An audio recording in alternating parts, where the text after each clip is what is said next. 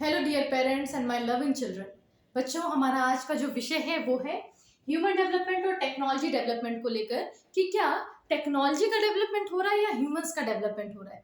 हमें अल्टीमेटली क्या लगता है कि अगर टेक्नोलॉजी भी डेवलप हो रही है ना तो ह्यूमंस भी डेवलप हो रहे हैं, लेकिन अल्टीमेटली यहाँ पर हम ये समझने की कोशिश करेंगे कि ह्यूमंस कहीं ना कहीं डिग्रेड कर रहे हैं। उनका जो ओवरऑल जो ग्रोथ है वो लोअर लेवल पर आ रही है। तो वो किस तरीके से यहाँ पर है, हम सारी चीजों को पॉइंट वाइज डिस्कस करेंगे। सबसे पहले देखो, हमारी लाइफ का जो पर्पज है वो क्या होता है, that we want to become a unsimulated being. और ये भागवत गीता में भी लिखा हुआ है कि हमें एक अनसिमुलेटेड बीइंग बनना है। मतलब हमें हर चीज से प्रभावित नहीं होना। हमारे चारों ओर जो कुछ भी हो रहा है, so many things are there ना, जो हमारे सराउंडिंग में हो रही है, लेकिन हम हर एक चीज से अगर प्रभावित होने लगेंगे तो हम रहेंगे ही नहीं। हम हर वो चीज बनने की कोशिश कर रहे हैं जो हमारे सराउंडिंग में हो रही है। अगर कोई कहीं घूमने जा रहा है तो हमें घूमने जा रहा है, कोई अगर कुछ पहन रहा है तो हमें चाहिए, कोई कुछ खरीद रहा है तो हमें खरीदना, कोई कुछ खा रहा है तो हमें खाना है। मतलब हमें दूसरों से हर समय प्रभावित क्यों होना है। अनसिमुलेशन का मतलब है कि हमें सारी चीजों का कंट्रोल अपने पास रखना है। हमें क्या करना है वो हमें डिसाइड करना है अपनी बुद्धि और विवेक के आधार पर। वो हम देखेंगे कि हम किस तरीके से इन सारी चीजों पर काम कर सकते हैं।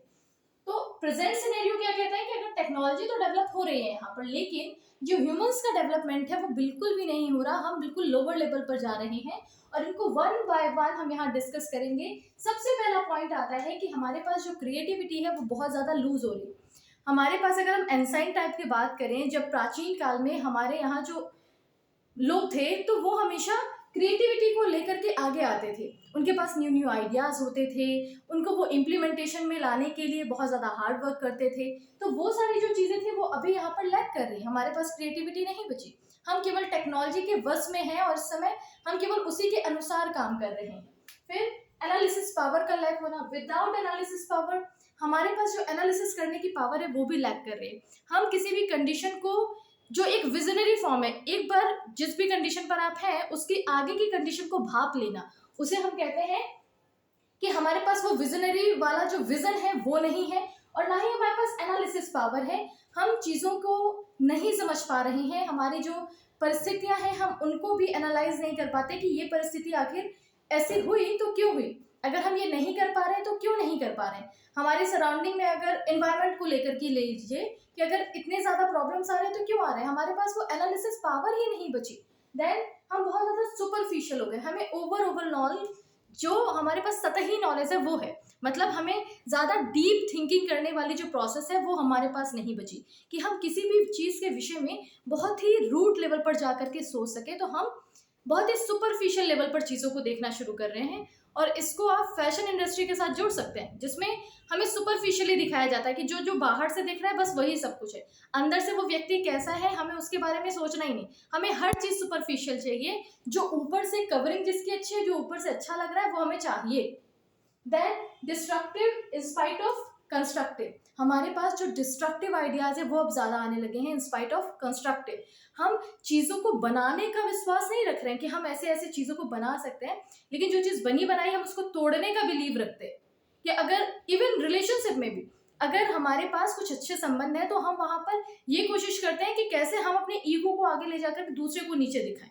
हम वहाँ पर ये नहीं समझते कि हर एक पर्सन में एक इक्वालिटी वाला जो भाव है वो होना चाहिए। और हमें कब उनके साथ किस तरीके से ट्रीट करना हम ये भी नहीं जानते। छोटी छोटी सी चीज़ें हैं जिसको हम डिटेल में भी स्टडी करेंगे अपने कमिंग लेक्चर्स में, लेकिन इस कोर कॉन्सेप्ट को समझो कि हम डिस्ट्रक्टिव होते जा रहे हैं कंस्ट्रक्टिव होने की जगह। देन कॉम्पिटेटिव हो रहे हैं इन स्पाइट ऑफ कोऑपरेटिव। हमें कॉपरेशन की ज़रूरत है, हमें हमेशा साथ में रहने की ज़रूरत है। We all are social being as a human. तो हमें वहाँ पर कॉपरेशन चाहिए। 2, 4, 10, 100 लोग मिल करके कुछ बहुत बढ़िया कर सकते हैं। यहाँ जो कंपटीशन का कॉन्सेप्ट है कि केवल और केवल किसी दूसरे को नीचे गिराओ और फिर उसके बाद तुम ऊपर चढ़ो। ऐसा भी कर सकते हो ना कि जो ऊपर जा रहा है तुम उससे आगे निकल जाओ और जो तुम्हारे नीचे है उसको तुम अपने साथ ऊपर लेकर आओ। तो दैट इज अबाउट कॉपरेशन। तो हमें कॉपरेशन की जो यहाँ पर कैरेक्टरिस्टिक है उसको डेवलप करना है, ना कि कॉम्पिटिटिवनेस को, और वो हमारे पास हो रही है। इसका मतलब है कि ह्यूमंस डिग्रेड कर रहे हैं। Then become dustbins. We all are become dustbins alike.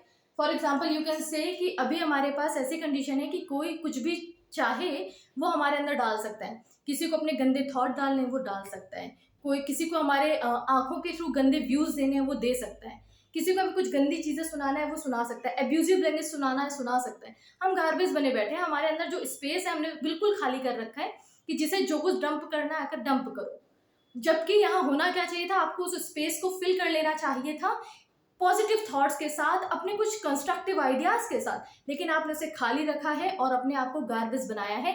तो वो ह्यूमंस का जो डेवलपमेंट है वो डेवलपमेंट नहीं, यहाँ पर हम ह्यूमंस डिग्रेड कर रहे हैं और हम बिल्कुल उसी तरीके से ट्रीट होने लगे हैं कि हमारा अपने ऊपर कोई कंट्रोल है ही नहीं। एज लाइक मैट्रिक्स, मैट्रिक्स का कॉन्सेप्ट है कि हमारा जो कंट्रोल है वो हमारे से खत्म हो चुका है, मैट्रिक्स का कॉन्सेप्ट। देन ड्रग एब्यूजिव है, ड्रग्स का जो यूटिलाइजेशन है वो बहुत ज़्यादा बढ़ गया है, हम उस नशे के आदी होते जा रहे हैं, बहुत तरीके के नशे हो सकते हैं।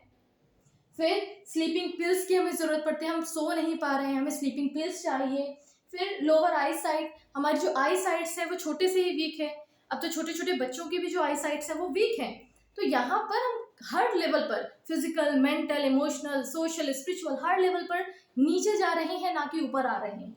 फिर पुअर डाइजेशन सिस्टम, हमें चीज़ें खा ली वो डाइजेस्ट नहीं हो रही हैं। देन हेयर हार्मोनल इम्बैलेंसेस, हमें ढेर सारे हार्मोनल इम्बैलेंसेस हैं और ढेर सारी बीमारियां हैं, थायराइड की प्रॉब्लम है, डायबिटीज की प्रॉब्लम है, हार्ट अटैक्स हैं, cardiac arrest, so many things are there. तो यहाँ पर ये सारी चीज़ें हो रही हैं and we are knowing that कि ये सब हो रहा है, लेकिन हम तब भी अपने आप को बचाने की कोशिश नहीं करते या हम इन सब चीज़ों से स्वयं को दूर करने की कोशिश नहीं करते, हम अल्टीमेटली फिर से उसी में जाकर के कूदना चाहते हैं। एंड देन जो यहाँ पर फैट का परसेंटेज है वो बढ़ता जा रहा है। फैट का परसेंटेज बॉडी में एक नॉर्मल लेवल पे होना चाहिए, लेकिन अब आप देख सकते हैं कि जो ओबेस पर्सन है वो बहुत ज़्यादा मिलेंगे आपको, गर्ल्स हो या बॉयज़ हो, ओबेसिटी बढ़ती जा रही है, हम मोटे होते जा रहे हैं, बिल्कुल हमारे शरीर में मांस बढ़ता जा रहा है, फैटी होते जा रहे हैं, और उसके बाद भी हमारा अपने ऊपर डाइट पर कोई कंट्रोल नहीं होता, या ये भी नहीं होता कि हमें किस चीज़ को खाना है किस चीज़ को नहीं खाना, हम ये भी डिसाइड नहीं कर पाते। देन मस्कुलर रिटेंशन कम हो रहा है। मस्कुलर रिटेंशन को ऐसा समझिए कि हमारी जो मसल्स हैं, जो स्ट्रेंथ होती है, उसमें कितनी कैपेसिटी है किसी काम को करने की, दैट इज मस्कुलर रिटेंशन। तो जो प्राचीन काल में या एंशिएंट टाइम में हम अगर कहें, हमारे जो बड़े बुजुर्ग होते थे वो 100 साल में जो मस्कुलर रिटेंशन रखते थे वो आज के 25 साल के बच्चे का, 20-25 साल के बच्चे का। तो यहाँ पर इतना बड़ा अंतर आ चुका है और हम कहते हैं कि हम डेवलप हो रहे हैं। We are not going to develop, technology develop हो रही है, ह्यूमंस नहीं, याद रखें इस बात को। फिर कैलकुलेशन की कैपेसिटी कम हो रही है, हम कैलकुलेशन नहीं कर पाते। पहले हमारे ऋषि मुनि जो थे वो इतने हायर लेवल पे, डीपर लेवल पे कैलकुलेशंस कर सकते थे कि हम उसका अंदाजा भी नहीं लगा सकते, और आज हमारे पास कैलकुलेटर है, मशीन है, तो हमने अपने आप को बिल्कुल डंप कर रखा है कि हमें वो कैलकुलेशन करना ही है, हमें मोबाइल नंबर्स तक नहीं याद है। अभी आपसे पूछा जाए कि आपको 4 मोबाइल नंबर याद है तो आपको वो भी याद नहीं होंगे। तो ये सारी चीज़ें हैं। फिर मेमोरी का कम होना, फोकस का कम होना, हमारा अटेंशन कम हो गया है। तो दिस इज ऑल अबाउट कि किस तरीके से ह्यूमंस का जो डेवलपमेंट है वो डेवलपमेंट ना होकर के डिग्रेडेशन हो रहा है, जबकि टेक्नोलॉजी यहाँ पर डेवलप कर रही है। And one more important point जो इन सारी चीज़ों से मिसिंग हो रहा है टेक्नोलॉजी डेवलपमेंट के साथ, वो है power of love, real love. Real love is what, कि हमारे पास जो गिविंगनेस की पावर है, एक तरीके से निस्वार्थ भाव से सेवा करने का जो भाव है, चीज़ों को समझने का भाव है, प्रकृति से प्रेम है, ये सारी चीज़ें हमारी छूटती चली जा रही हैं। हम केवल और केवल गैजेट्स और इलेक्ट्रॉनिक इक्विपमेंट्स के साथ ही अपना समय बिताना चाहते हैं, हम इन सारी चीज़ों से बहुत दूर होते जा रहे हैं, जो कि अल्टीमेटली तुम्हारे जीवन का सोर्स है, जिसने तुम्हें जीवन दिया है। प्रकृति से तुम्हारा कॉन्टेक्ट खत्म हो रहा है, तो अल्टीमेटली अगर वो खत्म हो रहा है तो तुम्हारे सारे रिलेशंस पे भी इम्पैक्ट आएगा, तुम्हारे ओवरऑल लाइफ पे भी इम्पैक्ट आएगा। लेकिन इसे समझने की ज़रूरत है। अगर तुम ये समझ सको तो बहुत बेहतर होगा कि टेक्नोलॉजी का यूज़ कम से कम करो, जितना ज़रूरी है उतना करो। I am not saying that you are not going to use it, you have to use it, लेकिन एक लिमिट में कितना करना। अब फॉर एग्जाम्पल अगर हमने कहा घर में वॉशिंग मशीन है, तो वॉशिंग मशीन में जब कपड़े धुलने हैं तभी तो उसको चलाओगे ना। ऐसा थोड़ी ना कि तुमने वॉशिंग मशीन में कपड़े भी डाल दिए, लैपटॉप भी डाल दिया, शूज़ भी डाल दिए, लाइट्स भी डाल दी, सब कुछ नहीं डाल दोगे कि तुम्हें बस उसे चलाना है चलाना है चलाना। This is not the way. तुम्हें जिस चीज़ की जहाँ ज़रूरत है वो करो, अननेसेसरी चीज़ों में इन्वॉल्व मत हो। क्लियर? और हम फिर उसके बाद देखेंगे इसका जो ओवरऑल सोल्यूशन है वो नेक्स्ट लेक्चर में, जिसमें हम देखेंगे कि किस तरीके से हमारा जो प्राचीन भारतीय शिक्षा प्रणाली है, एंसाइंट इंडियन एजुकेशन सिस्टम है, वो इसका कंप्लीट समाधान देता है। जो हमारी गुरुकुल पद्धति रही गुरुकुल शिक्षा पद्धति थी, वहाँ पर हमारे पास ह्यूमंस इवॉल्व होते थे, ह्यूमंस का डेवलपमेंट होता था। टेक्नोलॉजी हमारे पास थी, तब भी थी, लेकिन उसे कब, कहाँ, कैसे यूज करना है हमें पता होता था। So this is all about today's lecture. Further we are going to continue in the next class. Thank you everyone.